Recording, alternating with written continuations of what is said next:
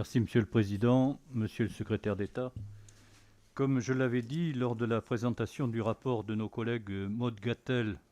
et Didier Quentin sur les enjeux stratégiques de la présidence française du Conseil de l'Union européenne, je continue à considérer que le choix de ne pas avoir interverti ce semestre avec un autre État membre afin d'éviter le télescopage avec les échéances électorales est non seulement une faute politique,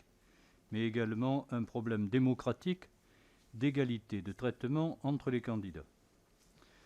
De fait, la 13e présidence française de l'Union européenne depuis 1959 sera exceptionnellement courte, puisqu'elle s'achèvera de facto après le Conseil européen des 24 et 25 mars 2022, du fait de la nécessaire période de réserve à respecter par rapport aux élections présidentielles. La période utile sera de 3 mois, ce qui laisse peu de temps pour trouver des compromis sur de nombreux sujets et faire aboutir les négociations sur les initiatives législatives en cours. Le gouvernement devrait cependant viser au moins 3 ou 4 domaines concrets qui pourraient faire l'objet d'un accord, au moins de principe, et pourraient constituer le bilan de cette présidence de l'Union européenne: la régulation des géants du numérique, le mécanisme d'ajustement carbone aux frontières,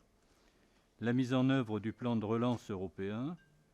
la nouvelle stratégie pour réformer l'espace Schengen de libre circulation, la directive sur les salaires minimums et l'autonomie industrielle de l'Union européenne, avec notamment une initiative sur les semi-conducteurs. Nous avions également évoqué, lors de la présentation du rapport de nos collègues Gattel et Quentin, le sujet majeur de la défense et de la sécurité. Pouvez-vous revenir sur ce qui pourrait être proposé en la matière, sans quoi la France continuera à agir trop seule, comme c'est le cas au Sahel ou au Levant? Merci.